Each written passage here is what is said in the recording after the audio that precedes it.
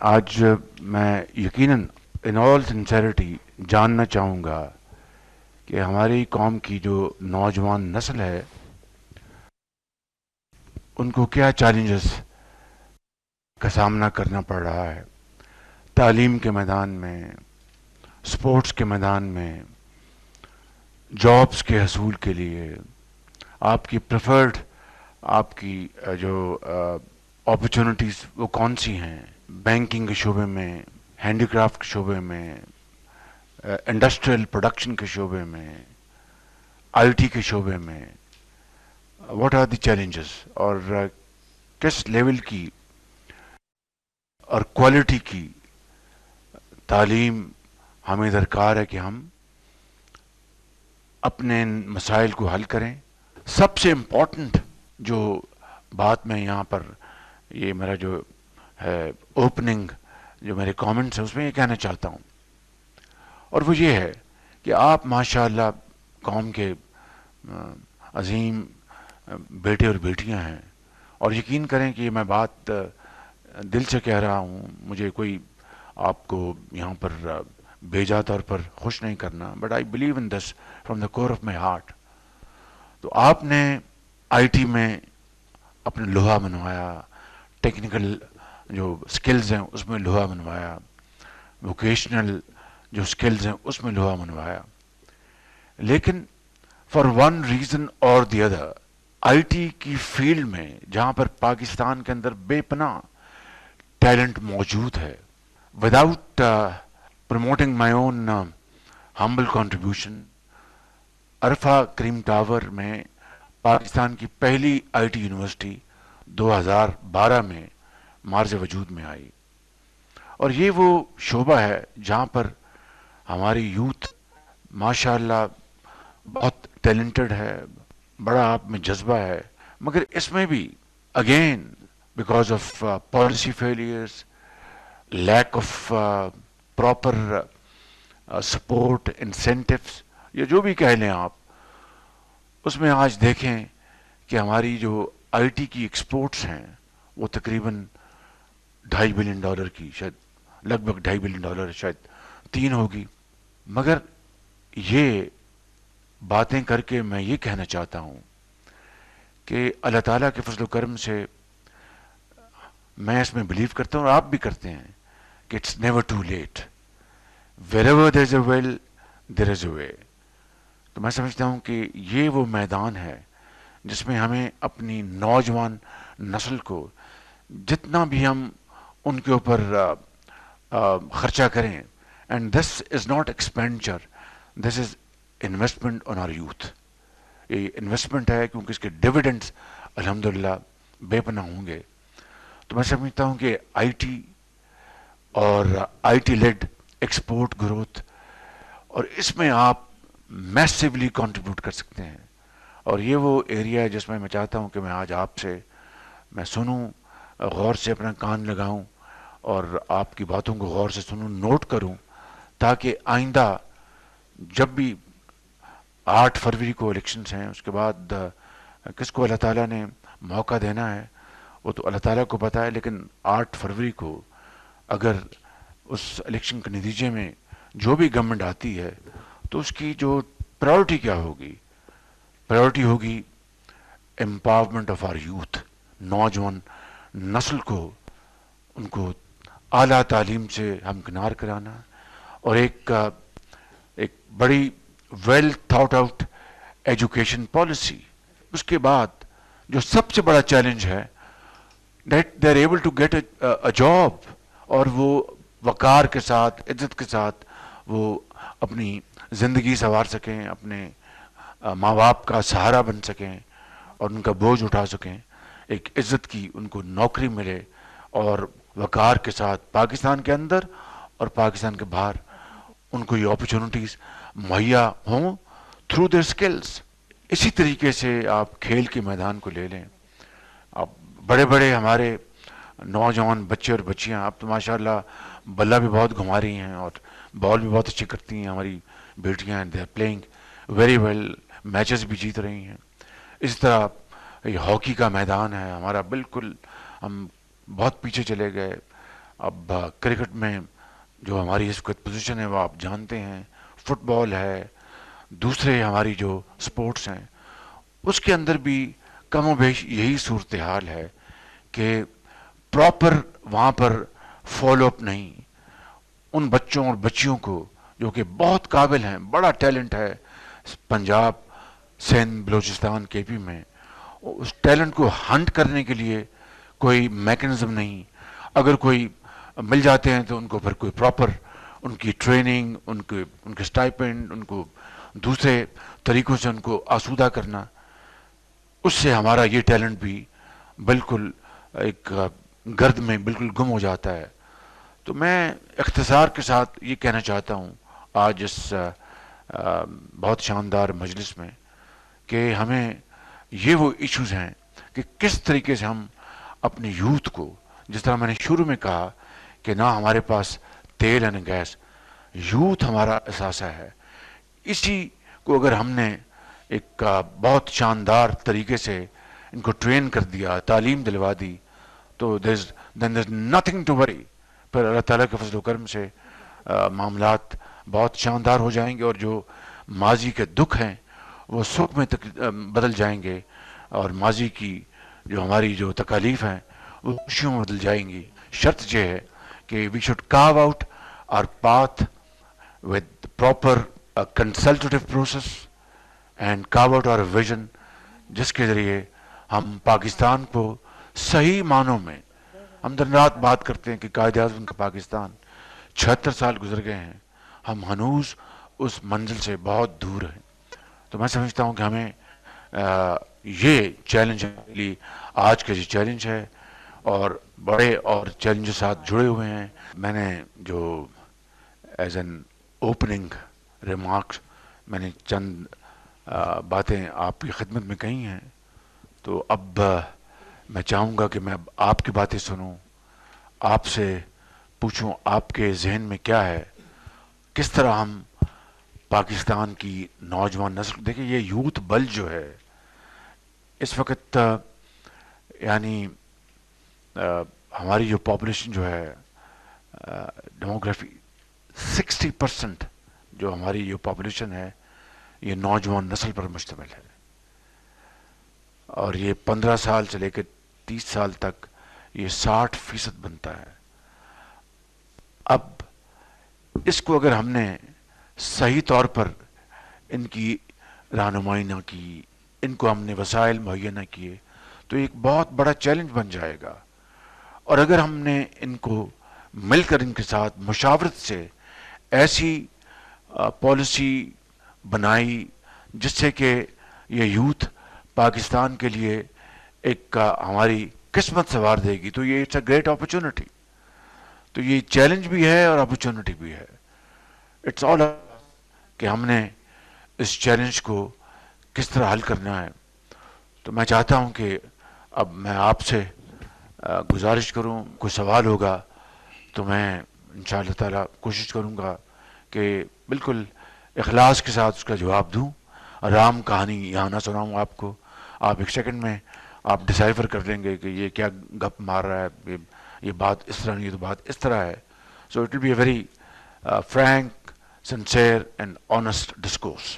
دس is اسون یار، I'm president youth revolution clan, اور یو ایس کی آئی ٹی کمپنی کا ڈائریکٹر بھی ہوں. تو یہ جو روزگار اسکیم تھی جس کا بینیفیشری ہوں، اور یہ اسی کی بدولت آج میں ایک یو ایس سی کی آئی ٹی کمپنی ہے اور اس کا آج میں ڈائریکٹر ہوں. سر ابھی آپ نے آئی ٹی کی باتیں کی کچھ، اور اس میں سے 2-3 چیزیں میں بھی پوائنٹ آؤٹ کرنا چاہتا ہوں. یہ مجھے آپ نے موقع دیا اس پہ، اور میں چاہتا ہوں کہ اس پہ اگلی حکومت میں اگر موقع ملتا ہے تو آپ اس کو ریکمنڈیشنز میں ڈالیں. جی جی، بہت اچھی بات. This is a bridge between, there is a gap between universities and this industry. اب میں نے 2 مہینے پہلے ہائرنگ کرنی تھی، اور 50 بندوں میں صرف مجھے 2 بندے ملے، کیونکہ ہمارے پاس وہ اسکل سیٹ نہیں ہے. یونیورسٹیز وہ پڑھا نہیں رہی جو کمپنیز کو چاہیے. آپ کو ایک بٹھانا پڑے گا یونیورسٹیز کو اور کمپنیز کو، کمپنیز سے پوچھنا پڑے گا کہ مارکیٹ میں کیا ڈیمانڈ ہے، تاکہ ہم اس کو کر سکیں. ہمارا $2.6 بلین کی ایکسپورٹ ہے، اور انڈیا کی 200 سے سر پلس ہے. اس کی وجہ بھی یہی ہے کہ ان کی کمپنیز اور ان کی جو یونیورسٹیز ہیں وہ بیٹھتی ہیں وہ ایک بناتی ہیں. تو سر اس میں آپ پوچھوں گا آپ کا کیا پلان ہے اس میں اور آپ کا کیا؟ یہ بہت اچھا آپ کا سوال ہے اور بالکل آپ نے ٹھیک کہا. ای روزگار نہیں اور بھی شعبوں میں کم و بیش یہی صورتحال ہے. اب چکر یہ ہے کہ جن بچوں اور بچیوں کو ووکیشنل ٹریننگ کے لیے ان کی اپنی جب وہ پڑھائی کر لیتے ہیں اپنا لیٹ سے کسی نے بی ایس سی انجینئرنگ کی ہے فار ایگزامپل, تو ان کو کسی انڈسٹری میں اگر بھجوایا جائے تو وہ جو انٹرپرنور جو ہے ہی از ویری ہیزیٹنٹ. وہ اس کو شک پڑتا ہے یہ آئے گا تو اس نے جانا ہی نہیں, پھر یہ ٹریننگ لے کے 3 مہینے یہیں بیٹھا رہے گا اور یہ گورنمنٹ پھر مجھے یہ کرے گی وہ کرے گی. So there is lack of trust and lack of understanding. اور یہ بات آپ نے بالکل ٹھیک کہی کہ جب تک ورک شاپ کی فلور پہ ٹریننگ نہ ہو وہ کتابیں اس کا علم وہ جو پریکٹیکل شیپ کبھی نہیں لے پاتا. یونیورسٹیز کا اور انڈسٹری کا کامرس کا چولی دامن کے ساتھ ہے. جب تک کہ اس کو ہم اسٹچ نہیں کریں گے یہ بات آگے بڑھے گی نہیں. And I totally agree with you, this is very much in our mind, part of our manifesto. انشاءاللہ اس کو ہم پروموٹ کریں گے. آئی ایم اقصیٰ حاکم اور میں عارف والا سے بلونگ کرتی ہوں, اور میں نے 2013 میں دانی اسکول چشتیہ میں ایڈمیشن لیا تھا. وہاں سے میں نے FSC کی تھی A+ گریڈ کے ساتھ, اور اس کے بعد میرا سپیریئر یونیورسٹی میں ایڈمیشن ہوا پرائیویٹ, اور وہاں سے میں نے BS کیا ہے میڈیکل لیب ٹیکنیشین میں, اور اب میں ایز اے ٹیچر ورک کر رہی ہوں سپیریئر یونیورسٹی میں ہی. ویری گڈ, جی ماشاء سر. اللہ. لیکن سر میں آپ سے کوشچن یہ کرنا چاہتی ہوں کہ جو لیپ ٹاپ کی اسکیم تھی وہ لیپ ٹاپ پرووائڈ کیے گئے تھے آن دا بیسس آف میرٹ. تو اگر ضروری نہیں ہے کہ اگر کسی نے پرائیویٹ سیکٹر میں ایڈمیشن لیا ہے تو وہ افورڈ کر سکتا ہے. اٹس ناٹ کمپلسری ہی اور شی کین افورڈ. ہو سکتا ہے کچھ وجوہات ایسے بنے ہوں کہ اس کو ایڈمیشن لینا پڑا, لائک اسکالرشپ کا ریزن ہو سکتا ہے کہ اسے اسی ایئر میں ایڈمیشن لینا تھا, ادروائز اسے اسکالرشپ نہیں ملتا. تو لیکن جب ابھی لیپ ٹاپ دیے گئے ہیں تو وہ صرف گورنمنٹ سیکٹر کے بچوں کو ہی دیے گئے ہیں, جبکہ پرائیویٹ میں پڑھنے والے بچے کے بھی اگر مارکس اتنے ہیں, اتنا میرٹ اس کا ہے, تو اس کو پرووائڈ نہیں کیا گیا. یہ بڑا اچھا سوال کیا آپ نے. پہلی بات تو یہ ہے کہ آپ, مجھے بڑی خوشی ہے کہ آپ دانش اسکول سے آپ نے تعلیم حاصل کی. میں چاہوں گا اگر آپ یہ بھی ذرا بیٹی بتائیں کہ وہاں پر جو سہولتیں جو میسر تھیں وہ کیسی تھیں؟ سر دانش اسکول میں بہت اچھی سہولتیں مطلب دی گئی ہیں, بہت کوآپریٹیو تھا سارا کچھ. اور سب سے مین بات یہ ہے کہ میرے پیرنٹس افورڈ نہیں کر سکتے تھے کہ میں یہاں یونیورسٹی تک آ سکتی. میرے فادر جو ہیں وہ فارمر ہیں, تو بیسیکلی وہ افورڈ نہیں کر سکتے تھے. یہ آپ کی وجہ سے ہی ہے کہ میں ماشاءاللہ اب اتنی سکسیزفل پرسن ہوں. میرے خیال میں میرے اور بہن بھائیوں میں سے کوئی بھی اتنا سکسیزفل نہیں ہوا جتنی میں ہوں. اس کے لیے میں آپ کی بہت تھینکفل ہوں. تو اور ویسے بھی وہاں پہ جو ہمیں انوائرمنٹ دیا گیا تھا دانی اسکول میں وہ بہت اچھا تھا, فرینڈلی تھا, ٹیچرز بہت کوآپریٹیو ہیں, اور باقی ہر لحاظ سے ہمیں اسپیچز کروائی جاتی تھی تاکہ ہم اس قابل ہو سکے کہ ہم بات کر سکیں. اگر میں اتنی کانفیڈنٹ ہوں تو بیسیکلی میں اسی وجہ سے ہی ہوں. Thank you. یہ آپ نے اپنے سوال کا آدھا جواب خود دے دیا ہے. مثال کے طور پر بیٹی آپ نے کہا کہ آپ کی جو فائنینشیل مضبوط نہیں تھی اور آپ عام حالات میں تعلیم افورڈ نہیں کر سکتی تھیں بیکاز آپ کے والدین کے پاس وہ وسائل نہیں تھے. تو الحمدللہ دانش اسکول میں آپ کو فری ایجوکیشن ملی, آلموسٹ بورڈنگ اینڈ لاجنگ ہر چیز. اب اگلا جو سوال آپ نے کیا وہ بڑا امپورٹنٹ ہے کہ لیپ ٹاپ جو ہیں یہ میرٹ بیسڈ, اس کے 2 کرائٹیریا ہیں. ایک میرٹ یعنی ہائی پرفارمنس, اور دوسرا فائنینشیل بیک گراؤنڈ. اب جو گرامر اسکول کے یا پرائیویٹ اسکولس کے بچے اور بچیاں ہیں ان کی اوور ویلمنگ میجورٹی ان بچوں کے والدین کی جو فائنینشیل جو کنڈیشن ہے وہ بڑی افورڈ کر سکتے ہیں, ورنہ اتنی بڑی فیسیں کس طرح ادا کر سکتے ہیں. تو یہی وہ کرائٹیریا ہے, یہی وہ دوسرا پلر ہے. ایک ہو گیا ہائی اچیور جس نے محنت کی, لالٹین کے نیچے جس نے پڑھا اور اے گریڈز لیے, اور دوسرا فائنینشیل بیک گراؤنڈ. تو فائنینشیل بیک گراؤنڈ میں ہم ہر ایک سے تو نہیں پوچھ سکتے کہ بھائی آپ کی فائنینشیل بیک گراؤنڈ کیا ہے. لہٰذا جو پبلک سکولز ہیں, گورنمنٹ کے سکولز جو ہیں, وہاں پر میجورٹی وہ بچے آتے ہیں جن کے فائنینشیل بیک گراؤنڈ جو اتنی ساؤنڈ نہیں ہوتی. یہ دو پلرز ہیں. Thank you. میرا نام محمد شاکر ہے اور میں میاں والی کا رہنے والا ہوں.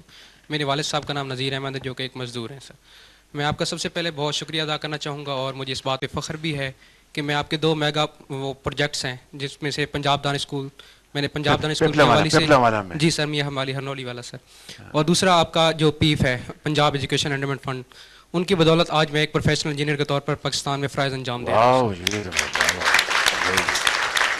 آپ نے تاریخ میں زور لگائی ہے, انجینئر بن گیا بچہ. ویری گڈ, ماشاء اللہ. واو.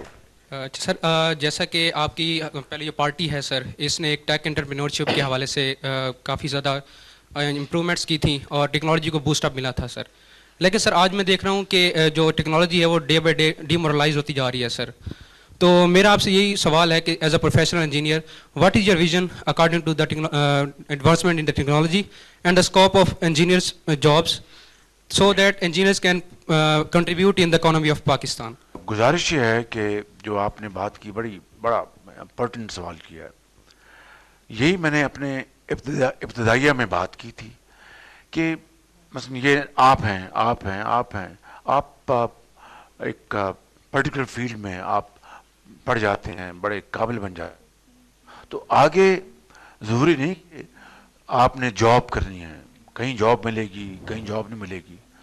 یہ حکومت وقت کا کام ہے کہ ایسے پالیسی انسٹرومنٹس بنائے, ایسے پالیسی پروگرامز وہ لے کے آئے جس سے کہ نوجوان نسل جو تعلیم حاصل کر چکی ہے, انہوں نے انڈر گریڈ کیا ہے, ماسٹرز کیا ہے, آپ جس طرح انجینئر بن گئے ہیں, ان کو پھر ڈگری لے کے انتظار نہ کرنا پڑے, یا وہ کہیں ان کو اچھا ان کی تعلیم کے مطابق ایک اچھا جاب مل جائے, یا پھر وہ خود سیلف امپلائڈ ہوں, یا 2-4 اپنا لوگ رکھ کر ایک چھوٹا کاٹیج انڈسٹری لگائیں, اسمال میڈیم انٹرپرائزز.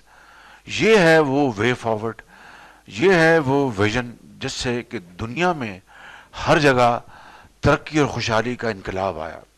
تو میں سمجھتا ہوں جو آپ نے بات کی ہے وہ بڑی پرٹیننٹ ہے کہ ہمیں اس حوالے سے ہمیں اسمال میڈیم انٹرپرائزز کو پروموٹ کرنے کے لیے ایک کمپریہنسو ہم پیکیج لے کے آئیں گے. یہ ہمارا یہ مینیفیسٹو کا حصہ ہے. سر میرا نام آمنہ عمر ہے. Sir I am computer engineer from UET Lahore. I have taken honour degree in MS engineering. اور اس کے بعد سر میں جو آپ نے ای لائبریری کا ایک انیشیٹو اسٹارٹ کیا تھا, I have been beneficiary of that. میں ای لائبریری میں پڑھتی رہی ہوں اور دین آئی سیکیورڈ اے جاب, اور میں as a custom inspector Pakistan custom میں سرو کر رہی ہوں. ماشاء اللہ. اور سر یہ تو انٹروڈکشن تھا. اس کے بعد بھی ابھی اوبیسلی نالج کی تو کوئی اینڈنگ نہیں ہے, اور جو لائبریریز ہیں وہ ہمیں ایک کلچر آف نالج اور ایجوکیشن پروموٹ کرتی ہیں. اس انیشیٹو کے لیے میں آپ کی بہت تھینکفل ہوں.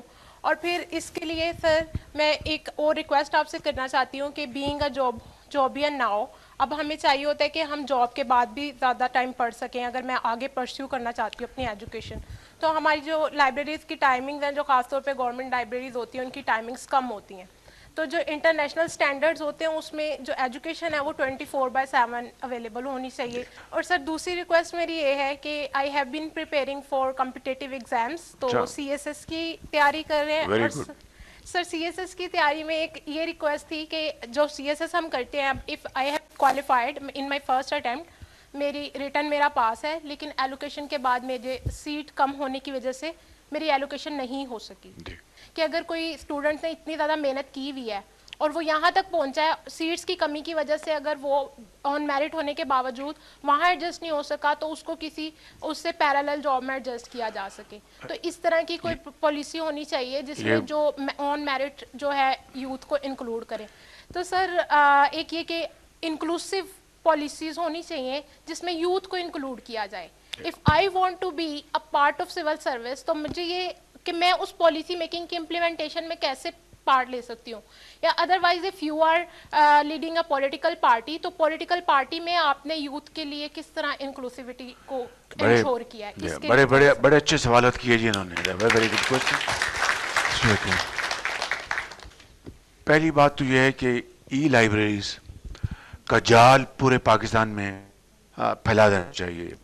الحمدللہ, again I am not speaking for my self, لیکن اس ویژن کو ہم نے پنجاب میں لانچ کیا, اور میرا یہ پلان یہ تھا کہ ہر پارک میں وہاں پر ایک ای لائبریری بنے, وہاں پر خالی واک کے لوگ نہ ہوں اور کرکٹ یا ہاکی نہ کھیلیں, وہاں پر ای لائبریری ہو, وہاں پر جا کے بچے, نوجوان, بچیاں, بزرگ بیٹھیں اور پڑھیں.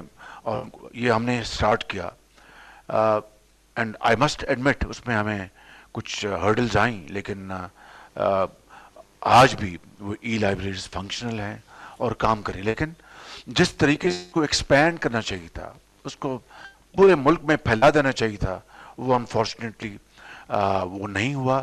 میں کسی حکومت کو دوش نہیں دیتا. We are not here in settling political scores. میں صرف یہاں پر اپنی بات کر رہا ہوں, اور جو ملک کے لیے اور اس نوجوان نسل کے لیے ہماری سوچ ہے, میں اس حوالے سے بات یہاں کرنا چاہتا ہوں. تو میرا خیال ہے کہ ای لائبریریز پورے ملک میں, تمام باغوں میں, تمام پارکس میں یہ وہاں پر موجود ہونی چاہیے.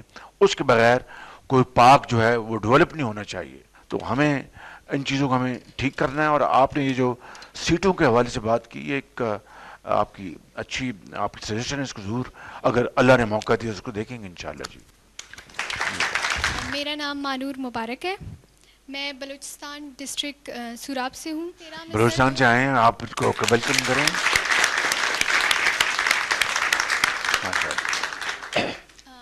2013 میں سر آپ نے جو انیشیٹو لیا تھا بلوچستان کے اسٹوڈنٹس کے لیے, میں اسی کا بینیفیشری ہوں. میں اس کے لیے آپ کا تہ دل سے شکر گزار ہوں کہ اس طرح کی اپرچونٹی آپ نے ہمیں پرووائڈ کی ہے. تو سر دیکھا جائے جیسے پنجاب میں ایجوکیشنل فیسلٹیز بہت زیادہ ملتی ہے لوگوں کو ایز کمپیئر ٹو بلوچستان, اور یہاں پہ لوگ دانش جیسے بورڈنگ اسکول کے بینیفیشریز ہیں. تو سر جیسے میں یہاں آئی ہوں, جو اپرچونٹی مجھے ملی ہے وہاں کے لوگ اس سے ڈپرائیوڈ ہیں, انہیں یہ اپرچونٹی نہیں ملتی. Sir if you get a chance, اگر آپ کو موقع ملے تو آپ کی اسٹیپس کیا ہوں گے بلوچستان کے ایجوکیشن کے حوالے سے؟ Thank you. Thank you very much. بڑی خوشی ہوئی کہ آپ دانش اسکول کی آپ اسٹوڈنٹ ہیں. میں بتا دیتا ہوں کہ جو ہمارے جو یہ دانش اسکول ہیں, ان میں ہم نے کوٹا رکھا تھا کہ بلوچستان کے اسٹوڈنٹس کا اتنا کوٹا ہوگا, سندھ کے اسٹوڈنٹس کا اتنا کوٹا ہوگا, کے پی کے اسٹوڈنٹس کا اتنا کوٹا ہوگا. ہم نے باقاعدہ وہاں پر کوٹا رکھا تھا. پہلی بات میں یہ بتانا چاہوں, بلوچستان پاکستان کا ایک بہت بڑا صوبہ ہے, جغرافیائی لحاظ سے سب سے بڑا صوبہ ہے, نمبر 1.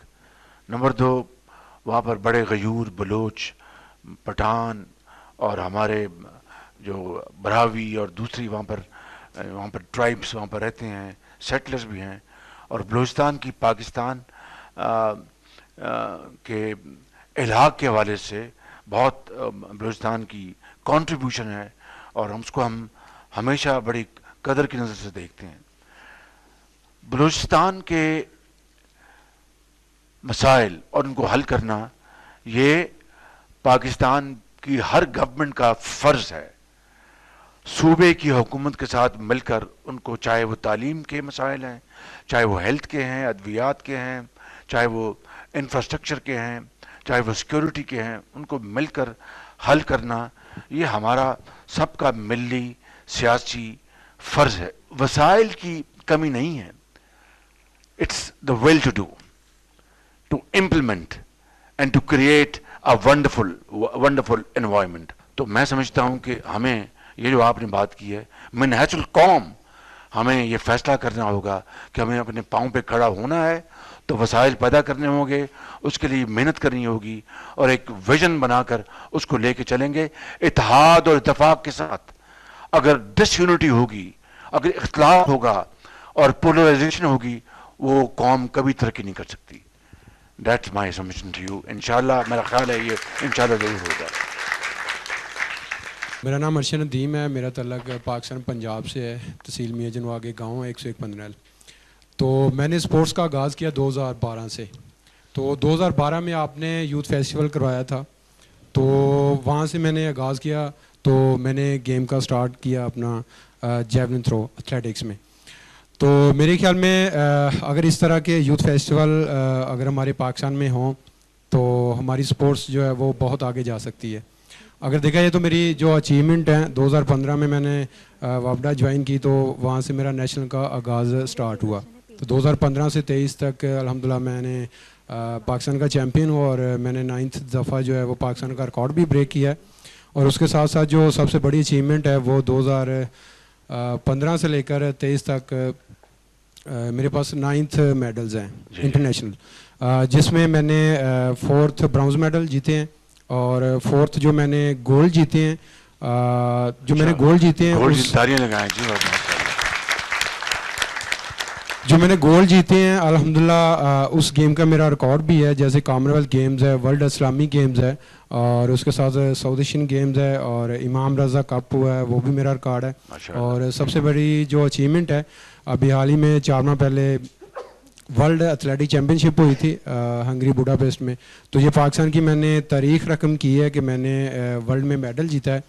اور اس کے ساتھ ساتھ میں نے ٹوکیو اولمپکس کے لیے بھی ڈائریکٹ کوالیفائی کیا تھا. تو میری ریکویسٹ سر آپ سے یہ ہے کہ جیسے میں نے چھوٹے سے گاؤں سے سپورٹس کا آغاز سٹارٹ کیا، تو وہاں پہ 1.5 سال پہلے اناؤنسمنٹ کی تھی اسٹیڈیم کی گراؤنڈ آپ کو ادھر بنا کے دیں گے.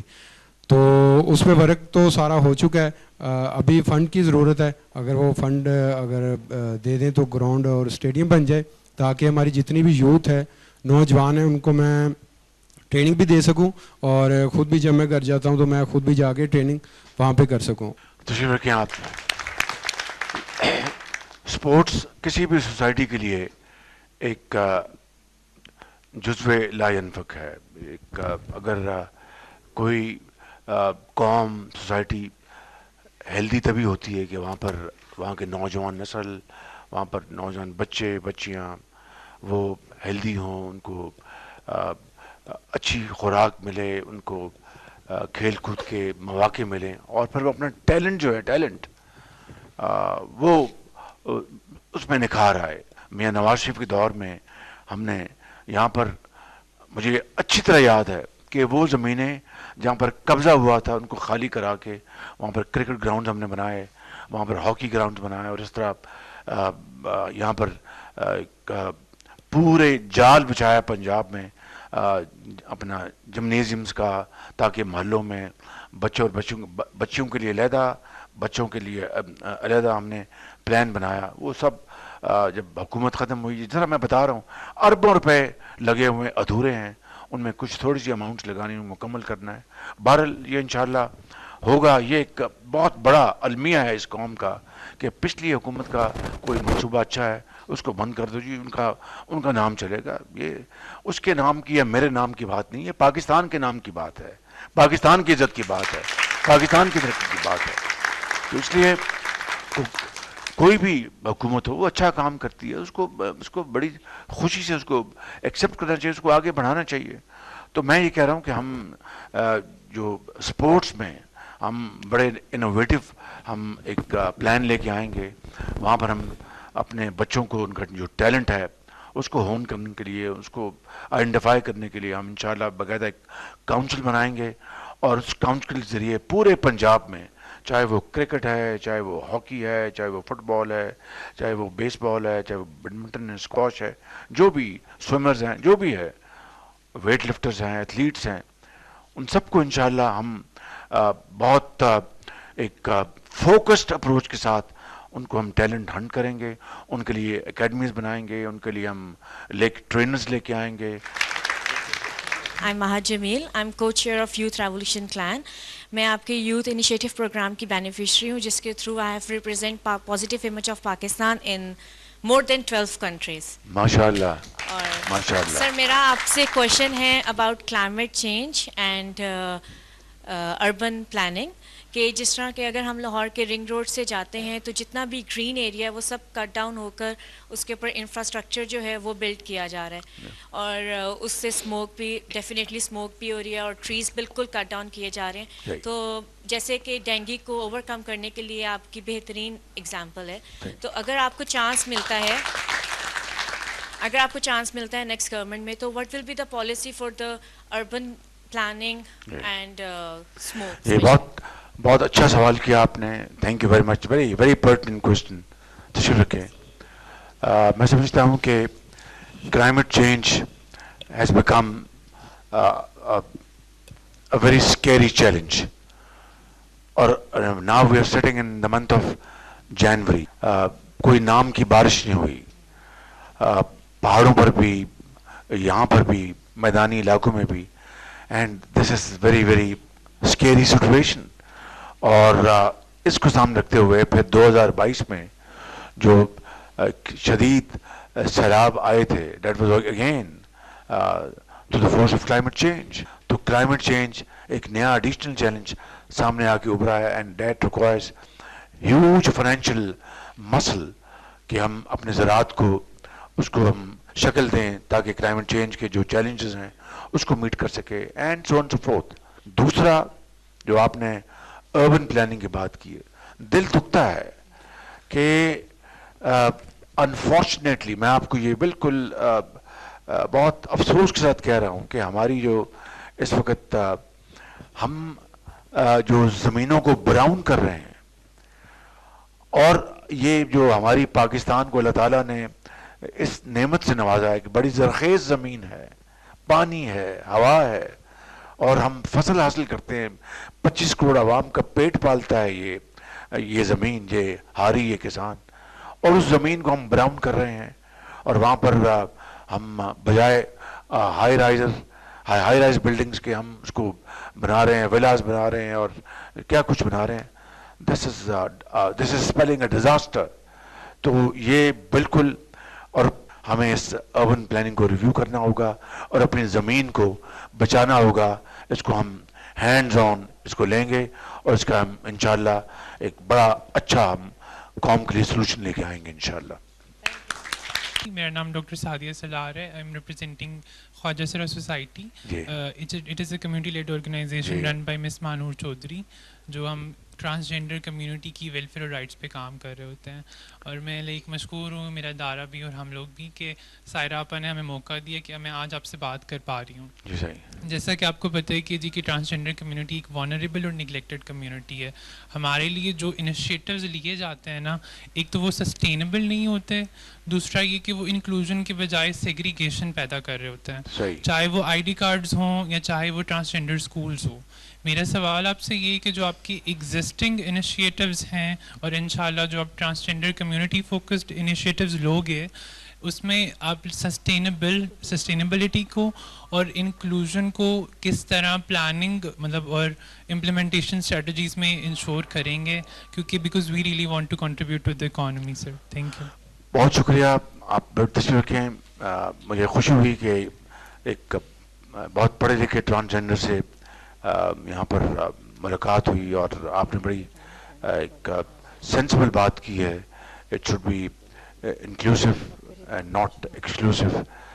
बिल्कुल आप ठीक कह रहे हैं. और मैं समझता हूँ कि आपकी जो कम्युनिटी है उसको एक इज़्ज़त के साथ वक़ार के साथ रहने का उतना ही हक है जितना कि यहाँ पर बैठे हुए तमाम बाकी जो यहाँ पर पाकिस्तानी बच्चे और बेटियाँ बैठी हैं, और उतना ही हक है जितना कि पाकिस्तान के अंदर किसी और कम्युनिटी को हक है. तो I want to assure you कि आपकी जो प्रोटेक्शन के लिए, आपकी जो कम्युनिटी को सपोर्ट करने के लिए, उनको प्रोडक्टिव चैनल्स में ان کو چینلائز کرنے کے لیے بالکل ہم نے ماضی میں بھی نواز شریف صاحب نے میاں نواز شریف صاحب نے ٹرانسجنڈر ہوں، ہندو کمیونٹی ہو، منورٹیز ہوں، انہوں نے ہمیشہ ان کے لیے بہت آگے بڑھ کے بطور ایک عظیم پاکستانی لیڈر کے انہوں نے ہمیشہ ان کے لیے اپرچونٹیز مہیا کی. And I want to assure you کہ انشاءاللہ آپ کا جو آپ کی ڈیمانڈ جو ہے، آپ کے جو کنسرن جو ہیں، ان کو انشاءاللہ ہم پوری طرح ایڈریس کریں گے and so that you are able to contribute in nation building efforts along with all other Pakistanis. نام میرا سر ملک اسامہ حامد ہے اور میرا شرکپور شریف سے تعلق ہے. 2016 میں سر آپ ہی کے ایک پروجیکٹ چائنیز لینگویج اسکالرشپ کے تحت میں چائنا گیا اور وہاں پہ تعلیم حاصل کی. ہم ٹوٹل 500 اسٹوڈنٹ گئے تھے. جب پاکستان ہم واپس لوٹے تو ہمیں بھی بہت زیادہ امیدیں تھیں کہ ہم یہاں پہ پاکستان واپس آ کے ہم اپنے پاکستان کے ڈفرینٹ اداروں میں اب چائنا اور پاکستان کے جو بائلیٹرل ریلیشن ہیں ویسے بھی جو ریلیشن اس میں ایز اے برج کام کریں گے. لیکن جیسے ہی ہم پاکستان آئے یہاں پہ مینجمنٹ چینج ہو گئی تھی. اب ان کی وجہ سے نہ کہ نیو پروجیکٹس اور سٹارٹ ہوتے جو کہ ایون پروجیکٹس چل بھی رہے تھے وہ بھی تاخیر کا شکار ہو گئے. اگر انشاءاللہ تعالیٰ اللہ تعالیٰ آپ کو موقع دے 2024 میں انشاءاللہ تعالیٰ اگر دوبارہ آپ کی PLMN کی حکومت آتی ہے تو آپ ایسی کیا اپنے فیوچر انیشیٹو پروگرامز میں اور اسپیشلی سی پیک پروجیکٹ میں آپ ایسی کیا مثبت تبدیلیاں لے کے آئیں گے کہ جو ہم نے جو چائنیز اسکالرشپ اسٹوڈنٹس جو اپنی ہم نے ایک ٹیم بنائی وہ پاکستان کے ڈفرینٹ اداروں میں کام کر سکیں اور اپنی خدمات سر انجام دے سکیں اور پاکستان کی معاشی ترقی میں ہم اپنا کردار ادا کریں. میں نواز شریف صاحب کی لیڈرشپ میں یہاں سے کوئی 600-700 500-600 بچے بھجوائے. جی سر جی سر بالکل ٹھیک کہہ رہے ہیں. اور ان کو ہم نے وظائف دیے تاکہ وہ مینڈرین لینگویج چینی زبان وہ سیکھیں اور پھر وہاں پر جو ہائی اچیورز ہوں پھر وہ اپنا ماسٹرز بھی کریں اور دوسرے فیلڈ میں چلے جائیں اور وہ بھی میرٹ میں بھجوائے تاکہ زبان سیکھیں پھر واپس آئیں. سی پیک میں وہ انٹرپریٹرز بن جائیں، ترجمان بنیں اور اس طرح یہ قافلہ بڑھتا جائے گا. یہ تھا مقصد اور اس کے لیے میں سمجھتا ہوں کہ یہ بہت ایک اچھا انیشیٹو تھا. اب جو سی پیک کا جو اگلا فیز ہے وہ یہی ہے کہ جوائنٹ کولیبریشن چینی پروونسز اور پاکستان کے پروونسز کے درمیان کراچی میں انڈسٹریل زون بنے، لاہور میں انڈسٹریل زون بنے، پشاور میں بنے، کوئٹہ میں بنے، فیصل آباد میں بنے اور ان انڈسٹریل زون میں جوائنٹ انویسٹمنٹس ہوں، جوائنٹ وینچرز ہوں، Chinese investment, Chinese technology, Pakistani investment اور وہ پھر اپنا وہاں پر پروڈکشن ہو اور وہ ہم ایکسپورٹ کریں ہائی کوالٹی. تو اسی طرح قوموں نے ترقی کا سفر طے کیا اور پاکستان چین کے ساتھ مل کر یہ طے کر سکتا ہے.